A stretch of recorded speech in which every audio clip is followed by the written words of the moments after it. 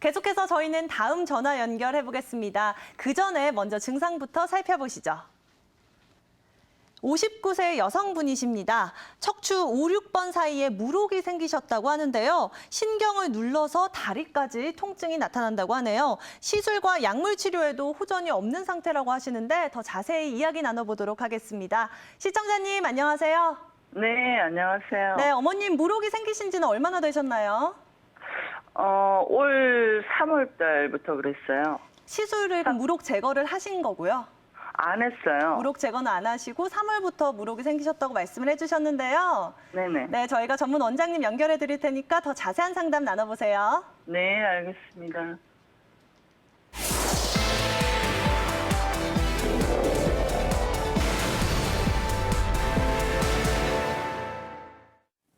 시청자님 안녕하세요. 네, 안녕하세요. 네, 앞서 말씀 듣기로 3월부터 네. 이렇게 아프다고 하셨는데 3월부터 이런 증상이 시작되신 거죠. 네. 혹시 MRI 이렇게 찍어 보니까 혹시 여기가 어디서 눌렸는지 뭐 5번, 네. 6번이라고는 하셨는데 네. 얘가 척추 앞쪽에서 눌렸는지 뒤쪽에서 눌렸는지 혹시 네. 이런 이야기 들어본 적 있으신가요? 네네, 있어요. 혹시 어디가 네. 눌렸다, 척수가 눌렸다든가요? 아니면은 후관절 쪽으로 눌렸다든가요? 척추 5번, 6번 그 옆쪽이에요. 왼쪽으로. 왼쪽 옆쪽으로. 예, 예, 거기에 물방울 같은 그런 이렇게 물혹이 있는데 네. 처음 병원에서 3월 달에 MRI 했을 때 그게 있어서 거기서 시술을 했어요. 그 네. 병원에서 네. 시술을 했는데 아무 호전이 없어요. 그래서 또 다른 병원에 가서 그러니까 요번 달 11월 말경에 또 MRI를 했어요. 네. 하니까 똑같아요. 네.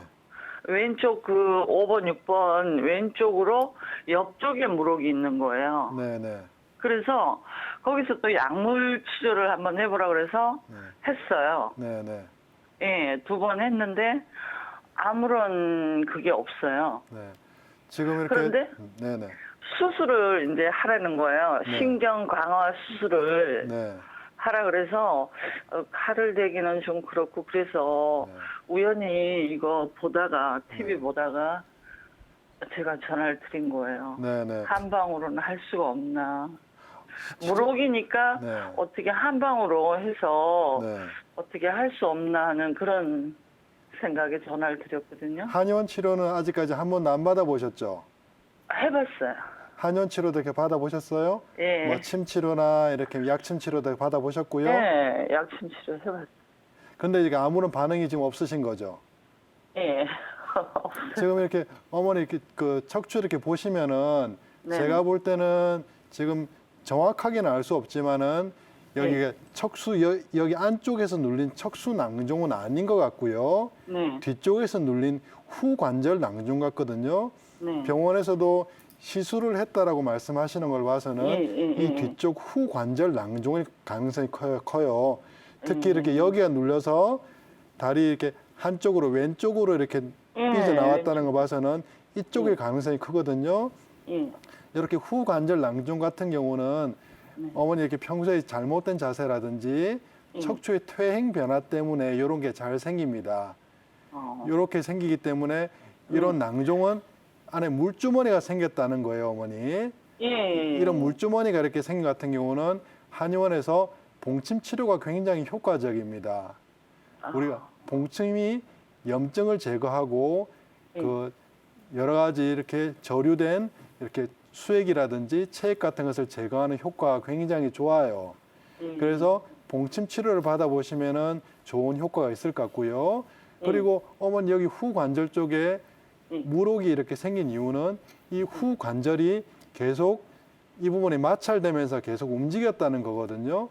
이 부분이 마찰되면서 움직였다는 것은 여기가 과도하게 더 움직였다는 거예요. 제가 산에 많이 다녔거든요. 네, 그 말은 5번, 6번이 이렇게 문제가 생겼다는 것은 얘는 피해자예요. 4번, 5번이나 그 위쪽에 문제가 생기면서 혹은 그 아래쪽에 천추에 문제가 생기면서 5번, 6번에 문제가 생겼다는 거니까 척추의 구조를 좀 바르게 해줘야 돼요.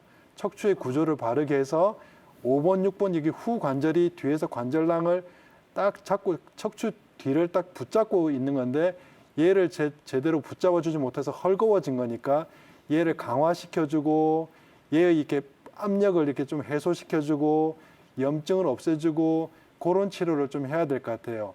그렇게 하기 위해서는 총 3가지 방법을 할 수 있거든요.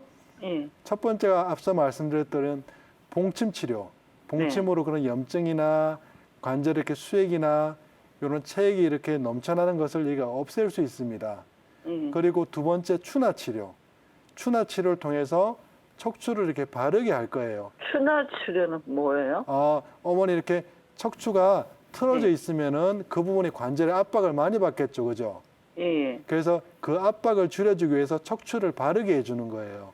아, 그게 추나 치료입니다. 어머니 같은 경우는 골반이 많이 틀어져 있을 수도 있고 허리 5번, 6번이 이렇게 많이 부하를 받고 있으니까 4번, 5번 쪽에 큰 문제가 있을 수가 있거든요. 근데 네. MRI 그 한 거 보면 네. 그 척추뼈는 네. 그렇게 문제가 없다 그래요. 그러면은 MRI 상에서 척추뼈가 어디가 부러졌다든지 그런 문제가 그런 건 없고 뭐 이렇게 그 옆에 무록 때문에 신경이 눌리겠어요. 그러니까 어머니 이렇게 MRI 상에서는 이상은 없는데요. 네네. MRI 상으로 척추 구조가 많이 틀어져 있다든지 이거를 이렇게 확인할 수는 없어요, 어머니. 요거는 한의사가 눈으로 이렇게 보고 손으로 이렇게 만져보면서 어디가 문제가 생겼는지 이것을 관찰해 봐야 돼요. 그리고 엑스레이 상으로 얘가 척추가 구조가 제대로 가는지 이걸 이렇게 봐야 됩니다. MRI 상으로는 신경이 어떻게 눌렸는지 어디에 무록이 튀어나와서 있는지는 확인할 수 있는데 어떤 척추가 어떤 윤곽을 그리고 있고 이런 것은 정확하게 알 수가 없습니다. 그렇기 때문에 이거는 엑스레이 사진을 보고 그리고 한의사가 이 손으로 이렇게 만져보면서 척추가 어떻게 틀어졌는지 이것을 보면서 치료를 해야 돼요. 그리고 또 3번째 한약 치료가 있거든요.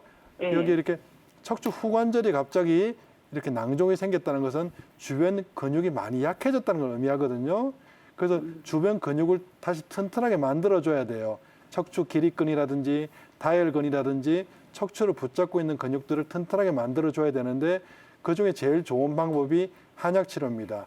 그렇게 해서 척추를 염증을 제거하고 척추를 구조를 바르게 하고 한약 치료로 척추를 강화시키고 그리고 운동하고 그렇게 하시면은 이 부분 치료를 잘 될 수 있을 것 같습니다. 수술부터 이렇게 먼저 생각하지 마시고 한의원에 가셔가지고 추나 치료라든지 약침 치료라든지 한약 치료 좀 받아보시고 그때라도 안 되면은 뭐 수술을 이렇게 하시더라도 제가 볼 때는 봉침 치료, 한약 치료 그리고 추나 치료 하면은 충분히 좋은 효과 낼 수 있을 것 같거든요. 척수 낭종이 아니고 후관절 낭종으로 보이기 때문에 그렇게 말씀드리는 거예요, 어머니. 그래서 근처 한의원 가셔가지고 이런 치료 한번 받아보세요. 그러면은 굉장히 좋으실 겁니다. 네, 어머님 그렇다면 임동국 원장님께서는 어떻게 보시는지 함께 말씀 들어볼게요. 네, 안녕하세요, 시청자님. 네, 안녕하세요. 네. 지금 보통 이런 척추 낭종 같은 경우는 정형외과나 신경외과에 가게 되면은 심하지 않는 경우에는 비스테로이드성 진통제를 투여하거나 아니면 온열요법으로 치료를 하고요. 그래도 안 되는 경우에는 이제 스테로이드를 국소 주사를 하거든요. 그런데 이게 만약에 이 낭종이 오래돼서 껍질이 두꺼워져서 신경을 이제 압박하는 경우에는 그럴 때는 수술을 해갖고 제거를 합니다.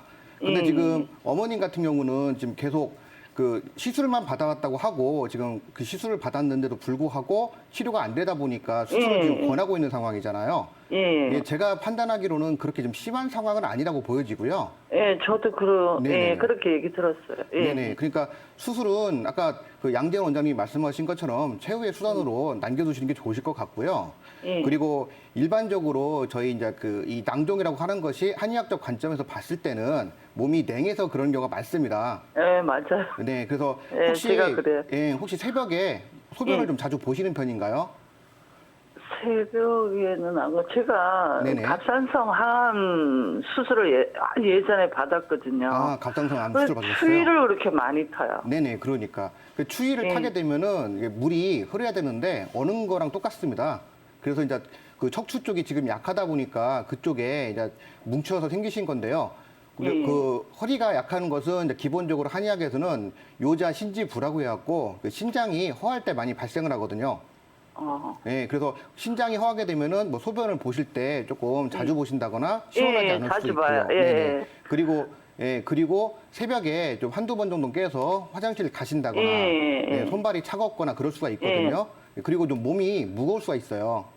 네, 그렇기 때문에 지금 말씀하시는 지금 증상들이 제가 말씀드린 증상들이 다 나오신다고 하신 거 보면은 일단은 좀 그 신장을 튼튼하게 만드셔서 허리를 강화시키는 한약부터 복용을 하시는 게 좋으실 것 같아요.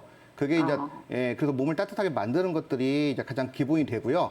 그 상황에서 침 치료라든지 아니면 추나 치료라든지 방금 말씀하셨던 뭐 봉침을 포함한 약침 치료를 이제 그 부차적으로 시행하셔서 꾸준히 관리를 하시게 되면은 아마 제 생각에는 좋은 효과를 보실 수 있을 것 같습니다.